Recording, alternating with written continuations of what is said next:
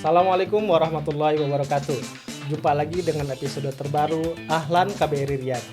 Pada podcast kali ini, kalau buat Anda yang mengikuti podcast Ahlan KBRI Riyadh, kita akan menampilkan series atau serial profil WNI profesional di KBRI Riyadh khususnya atau di Arab Saudi pada umumnya. Dan pada hari ini kita sudah kedatangan Bapak Ahdan Haris. Selamat sore, Bang Ahdan. Apa kabar? Alhamdulillah baik-baik. Boleh kenalan dulu kita, Bang Ahdan bekerja di mana? Sebagai apa? Saya perusahaan saya tuh namanya Adira Hospitality Group.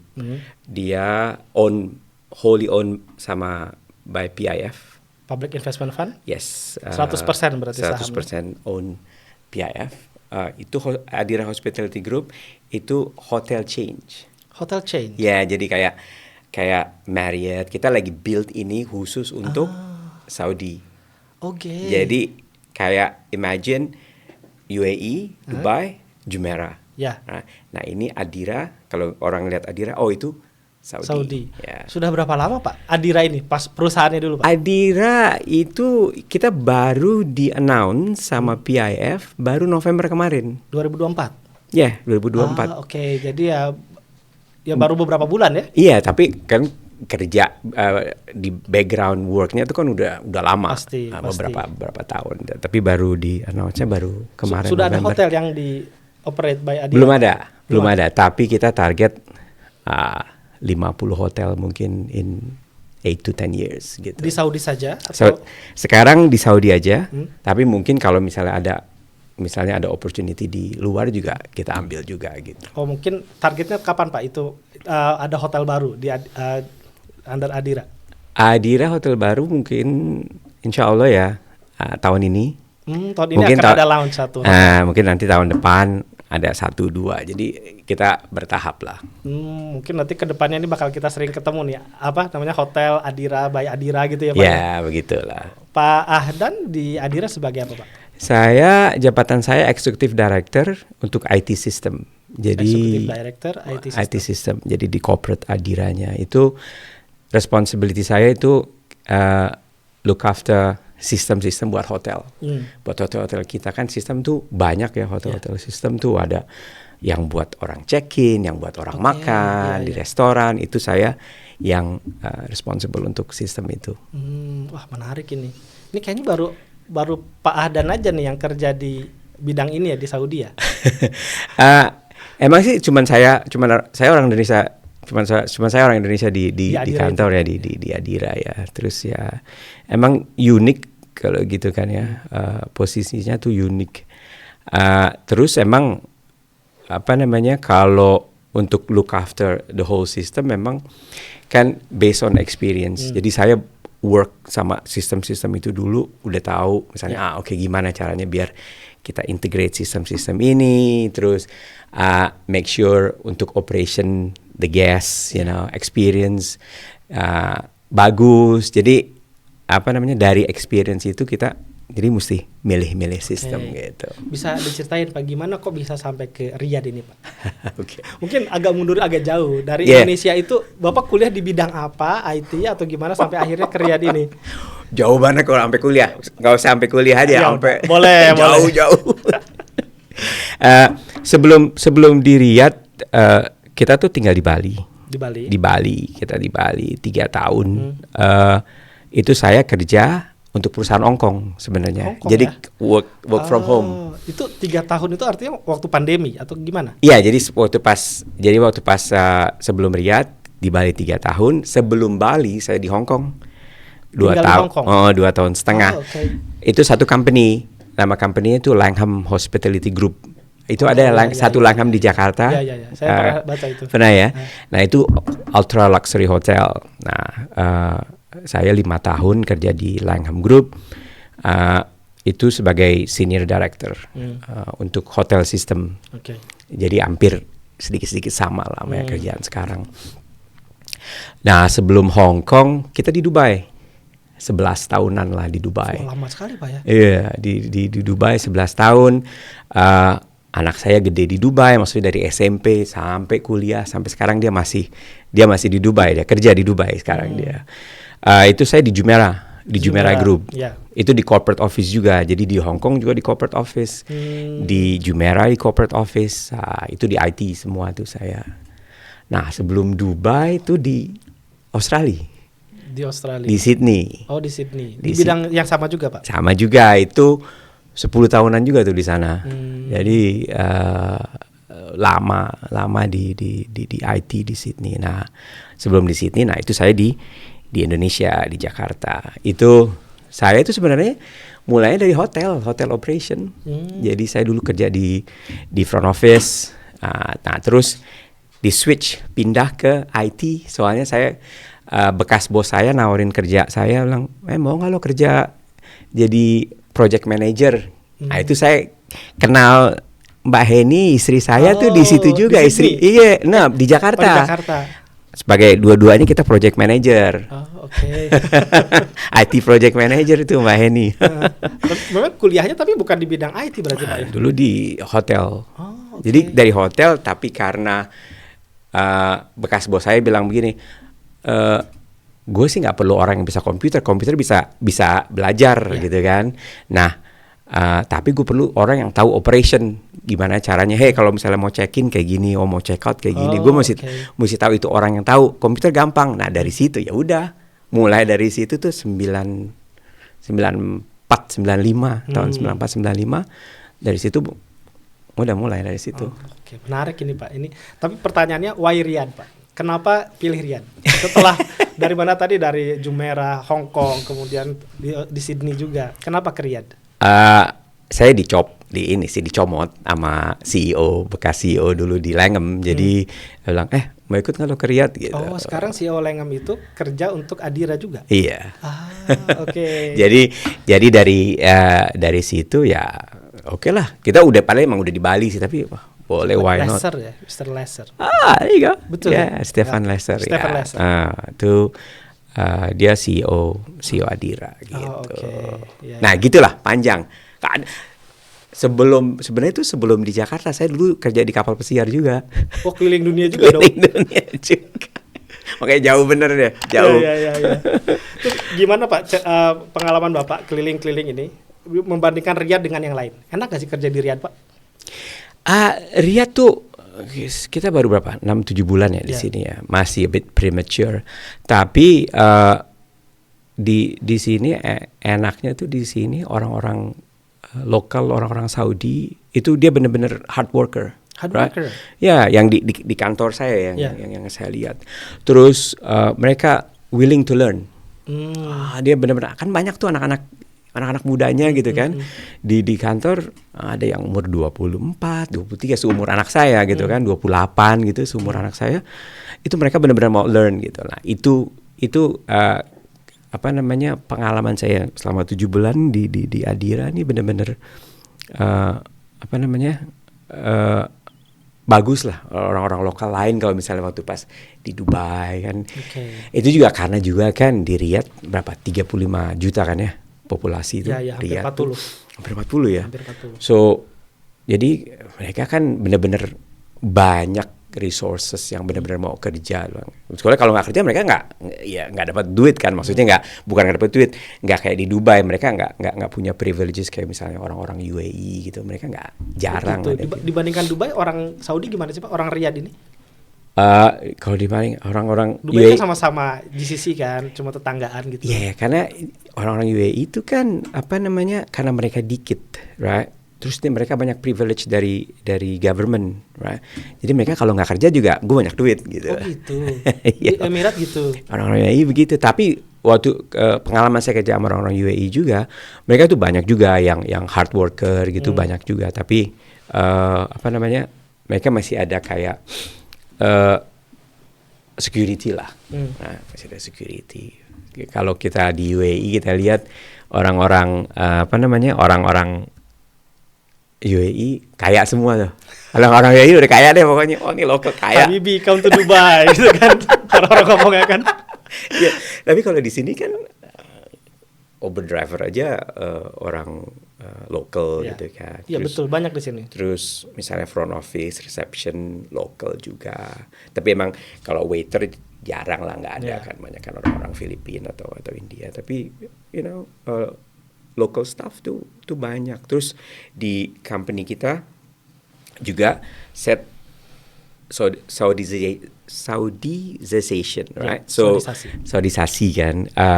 Itu kan 50-50. Jadi 50% expat, 50% Saudi. So emang benar-benar kita pokoknya Adira itu benar-benar Saudi brand, right? Jadi semuanya anything Saudi hospitality kan, orang-orang Saudi kalau kita lihat mereka tuh ngundang ke rumah, mereka jadi host. Nah, kita mau kayak gitu. Jadi benar-benar taruh Saudi hospitality in the world gitu lah. Yang pertama launching di mana, Pak? Hotel Adira brand. Boleh nggak sih, Pak? Tunggu tanggal main aja. Nggak boleh. Soalnya masif banget pembangunan itu di mana-mana. Di Riyadh itu kan wah babat abis itu kan. Saya duga mungkin di situ ya salah satunya. Di Riyadh, Qiddiya, saya banyak lah. Tunggu tanggal main aja. Tunggu tanggal mainnya. Apalagi Saudi mau jadi host banyak event ya. Iya kan? Misalnya World Expo 2030, World Cup 2034 gitu kan. Hotel pasti banyak butuh. Iya, itu saya lupa ya statistik, saya nggak mau kasih statistik yang salah. Itu 2030 2035 perlu berapa ratus ribu kamar untuk cover all of this event gitu loh. Saya nggak mau quote yang statistik, tapi saya pernah baca. Jadi emang ya Saudi yang Riyadh lagi booming gitu loh. Di kemarin tuh kita beberapa lama waktu yang lalu kita ngobrol dengan Pak Taufik. Oh iya. Executive Chef di Hilton Group. Yeah. Saya nggak akan sebut detail, bisa nonton di podcast kita. Udah nonton kok. Udah nonton. Iya. Tapi itu kan dia cerita tuh Hilton Group memang ekspansinya besar tuh. Di Riyadh saja mau bikin berapa hotel, di Saudi segala macam berapa hotel. Ya saya duga memang industri hotelnya hospitality akan sangat berkembang ya Pak. Di Arab Saudi khususnya di Riyadh ini dengan pembangunan yang masif ini.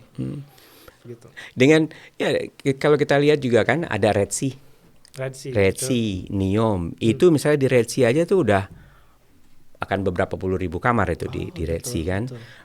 Saya juga ada beberapa temen kerja di Red Sea, right? So kita selalu tukar informasi gitu kan. Teman-teman bekas Jumeirah, teman-teman bekas company-company yang dulu saya kerja. Soalnya hospitality itu kan kecil sebenarnya. Networknya kecil. Jadi lo lagi gitu. Ketemu lo di sini, lo lagi ketemu. Itu kayak di sini di Riyadh teman-teman bekas Jumeirah banyak benar. Oh gitu. Right? Teman-teman IT Jumeirah banyak benar. So sampai kita create WhatsApp group ex-IT Jumeirah in Riyadh. Jadi saking banyaknya berarti itu. Iya, maksudnya ya nggak banyak ratusan, tapi maksudnya ada di 10 orang gitu kan, maksudnya kecil gitu lah hospitality. Jadi kita tahu lah. Jadi kita suka tukar informasi. Hey, what do you think of this? What do you think of that? So Neom terus kan. Alula tuh lagi bikin project. Jadi nanti hotel, beberapa 5-star hotels di sana itu saya lupa gedenya berapa gede, tapi teman saya bekas Jumeirah join head of IT di sana untuk that project. So Alula juga beautiful juga kan. Kita sebulan yang lalu kita ke Alula, wah bener-bener sampai in awe gitu loh. Ya Allah, sampai batu-batunya bagus banget. Iya betul, itu lagi dipromosikan betul-betul besar-besaran ya. Beberapa kepala negara dan tamu negara ke Saudi pun diajak ke Alula itu. Itu tempat yang banyak kacanya itu The Mirror ya. Iya, tempatnya Maya. Masya Allah, saya lupa banget, subhanallah. Itu ada konser. Itu ada kayak di Alula kan, di dalamnya di dalam itu ada tempat konser. Itu yang pernah konser itu kita nggak tahu, kita cuma ikut tour gitu. Itu yang pernah konser itu Lionel Richie, Mariah Carey, terus One Republic. Oh gitu. Banyak lagi, ada foto-fotonya gitu kan. wow, bener-bener emang lagi dipromosiin. Mirah gitu kan namanya ya? Masya Allah. Iya. Maraya Itu bahasa Arabnya cermin. Oh gitu. Bahasa Arabnya cermin. That's it. Bagus tuh. Kita foto-foto situ, lompat-lompat, saya foto-foto. Kalau lihat Instagram saya lompat-lompat. Biasalah. Iya, terus emang bener-bener dipromosin sama saya. Terus Saudi tuh banyak spot turis tuh yang mungkin masih hidden atau nggak terlalu explore. Kita juga pernah ke Abha. Ya, itu. Udah pernah ke Abha. Itu kayak di puncak, Pak. Masya Allah, bagus banget. Waktu itu kita ke sana lagi summer. Di sini 50 degree, di sana cuma 20. Ya. Enak banget, terus di atas. Terus kabut-kabut, kan, awan di bawah kita. Itu nggak sangat jauh beda dengan Riyadh ya. Itu tipikalnya itu bersih di sana juga kan. I mean, Saudi tuh benar-benar banyak yang hidden spot kayak gitu tuh, hidden gems gitu. Gems. Banyak ya. Oke, Pak, ini bisa diceritakan nggak tantangan bekerja di lingkungan yang multinasional? Ya. Itu seperti apa sih, Pak? Menjadi the only Indonesian yang kerja di Adira, sebelumnya mungkin Bapak di Hong Kong dan di sini, itu gimana, Pak? Saya sih be yourself aja saya. Tantangan maksudnya waktu pas di Hong Kong ya di Dubai emang udah terbiasa sama sama different kind of nationalities. Saya ya just be myself. Terus saya kan ya hahaha ketawa-tawa, maksudnya orang kalau ngomong sama saya ya respect each other. They will respect you kan. Jadi tantangannya ya kadang-kadang ini sama orang ini susah banget. Tapi kalau kita misalnya one nationality yang kalau nggak ngerti banget sih, tapi emang dia begitu ya. Oke, kamu mesti jelasinnya mungkin lebih more patient. Gitu. Kalau misalnya kita ngomong sama one nationality, ya let's do ABC, mereka langsung, yep, oke, let's do it, paham. Tapi misalnya yang ini, nggak ngerti, atau ada juga orang yang iya aja gitu kan, tapi waktu kerjain hasilnya hancur. Yeah. Nah, dari situ saya belajar, oke, walaupun dia bilang iya aja, tolong apa tadi yang kita udah agree, confirm. Nah itu kalau saya lihat tiap nationality itu beda-beda. Jadi kita mesti lihat oke, gimana cara gue handle yang orang yang ini nih gitu. Oke, jadi harus tahu culture-nya dia juga ya. Dia bilang yes itu belum tentu dia akan mengerjakan. Bisa jadi ya dia cuma dengar yes. Exactly. Betul ya, ada kayak gitu. Ya? Bapak juga pernah kan deal sama mereka orang-orang kayak gitu. Oke. But are you gonna do it? Maksudnya dia oke, I heard you, tapi I listen to you, tapi dia nggak akan duit yang disampaikan. Kadang-kadang harus details. Emang kita bukannya jadi kayak bukan ngajarin ya, bukannya lu harus begini-begini, tapi emang dia tuh nggak apa-apa kalau kita gituin. Jadi hey, ini stepnya 1, 2, 3, bisa nggak tolong dikerjain gitu. Mesti very specific gitu loh. Oke. Menarik juga ya. Apalagi kan kalau misalnya di IT juga ya, kalau misalnya kita ada sistem baru yang kita mesti tes atau apa gitu kan. Terus have you tested? Yes. Did you lo satu-satu nggak ngerjainnya? Oh enggak, gue cuma 1 tapi gue langsung ke 4. Ya nanti kalau di 2.2 mau 3 rusak, lo bilang tesnya udah selesai gitu. Nah kita emang mesti seperti itu. Jadi detail, dia udah ngerti, ya paham ya, oke. Tapi kalau memang gitu mereka ngerjain. Emang hasilnya juga bagus juga gitu. Jadi tergantung. Dulu tuh saya challenging banget buat saya kayak gitu. Tapi lama-lama ya this is gue handle mereka tuh kayak gini. Handle lain lagi gitu. Oke. Nah, ini kita geser sedikit nih topiknya nih. Di Riyadh ini kehidupan sosial Bapak, Ibu itu gimana, Pak? Apa ya sosial?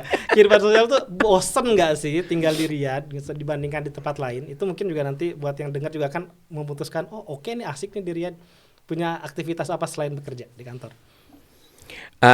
Aktivitas di kantor ya kita tinggal berdua aja ya. dengan istri, dengan Mbak Heni. Terus aktivitasnya kalau misalnya weekend, paling kita kalau weekend habis Jumatan, makan Padang misalnya, makan Padang di apa namanya restorannya Cirasari. Oke. Itu selalu Padang tuh kan. Ya. Mbak Heni dari Padang kan, istri Padang ya. Ya. Saya juga senang masakan Padang ke sana. Emang dekat rumah, Pak? Nggak jauh sih. Dari sini sih jauh. Jauh ya sih emang 15 menit lah dari rumah. Kalau terus hari Jumat kan biasanya kan abis sholat Jumat Betul. enak kan, nggak Tiap hari macet. Jumat emang menunya Padang tuh. Iya. Betul. Iya. Saya pernah ke situ. Oh enak gitu. Tuh Padang.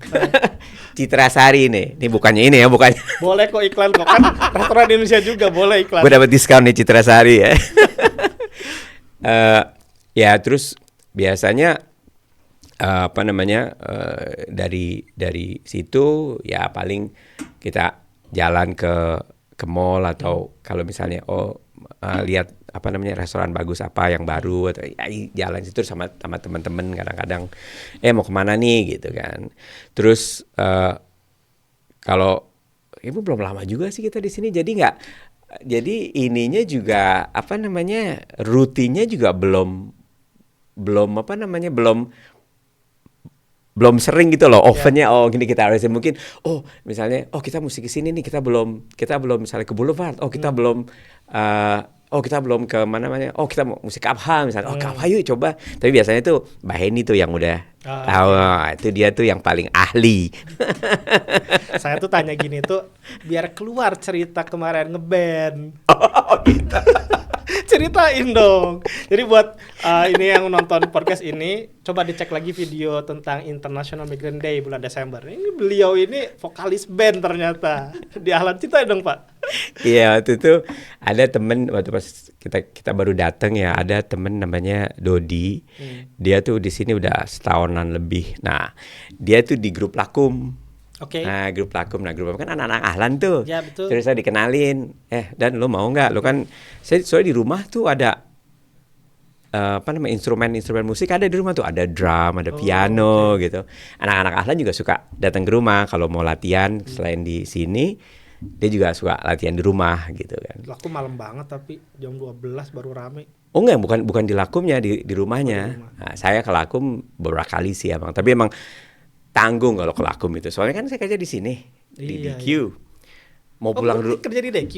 Adira itu di DQ. Office-nya di DQ ya. Sekarang kita mau pindah mungkin bulan depan ke Esplanade di Prince Turkey. Prince Turkey ya. Mau pindah bulan depan. Nah, kalau mau ke Lakum, anak-anak mulai Lakum aja jam 9. Iya. Ya kan, aduh lah, berarti kan gue mesti pulang dulu, balik lagi ke sini kayaknya PR banget, jauh soalnya. Iya. Dari sini kalau pulang kita sejam. Tinggal di mana sih Pak? Di Isbilia. Oh oke, lumayan. Di di ujungnya King Abdullah. Iya. Di ujungnya King Iya, Abdullah. Di situ. Jadi tiap hari ya gitulah macet. Tapi macetnya sih emang bumper to bumper ya jalan. Tapi ya lama gitu. Nah dari situ going back to itu band, kenalan lah sama anak-anak Ahlan.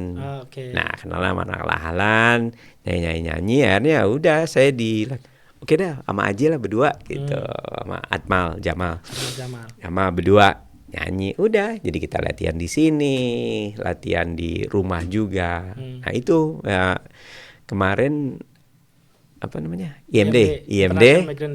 Itu pertama.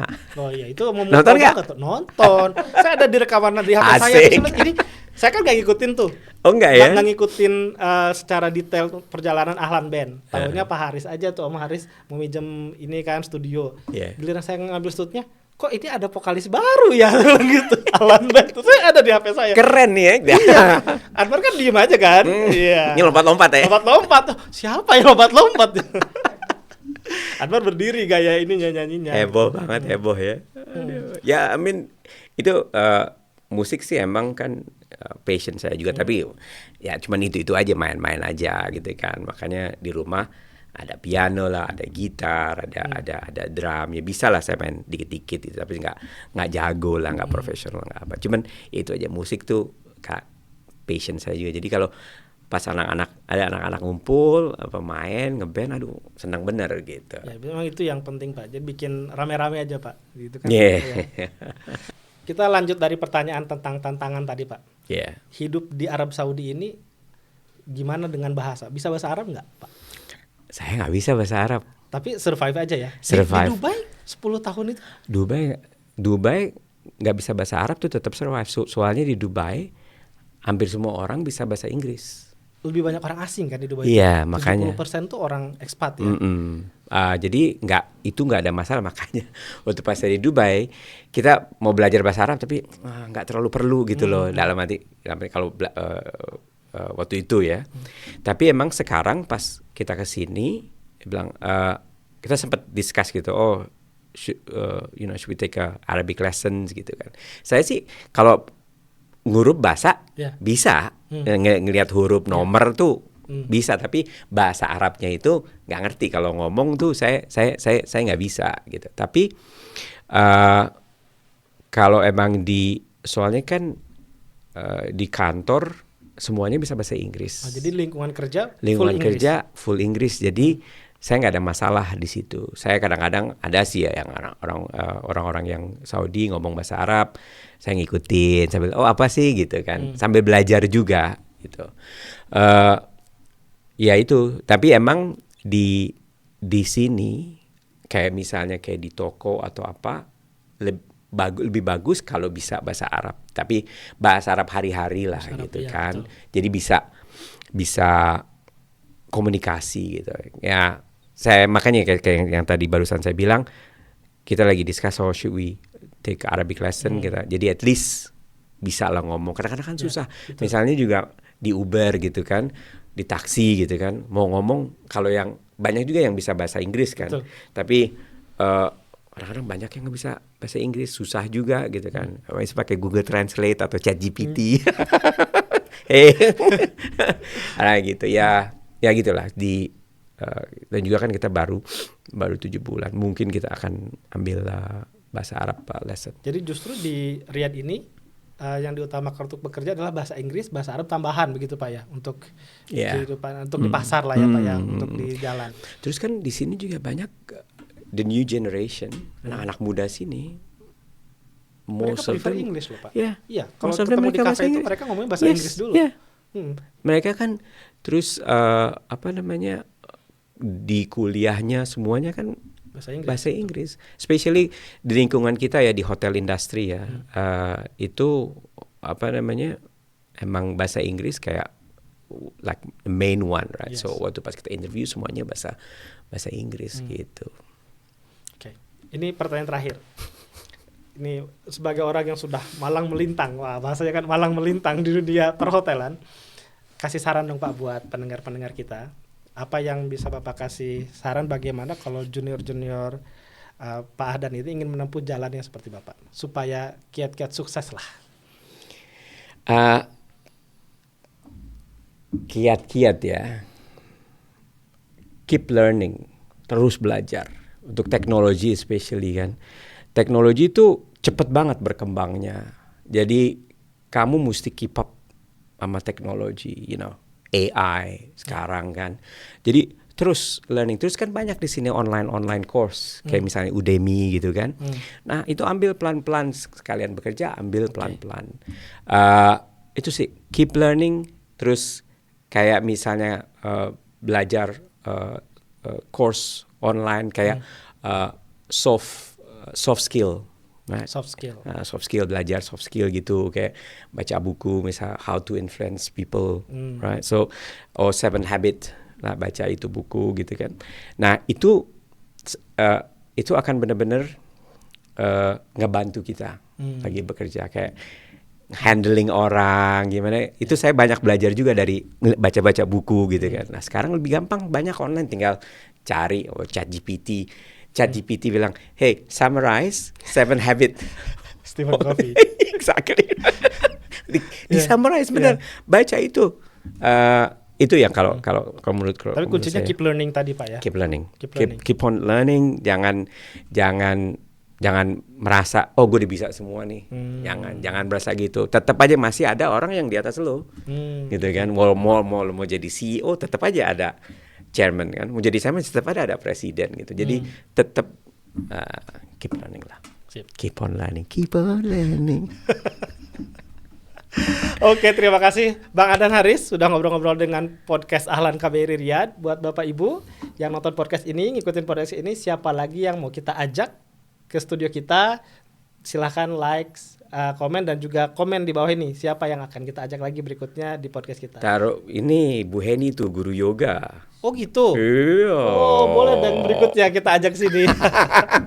Oke, demikian. Assalamualaikum warahmatullahi wabarakatuh. Waalaikumsalam.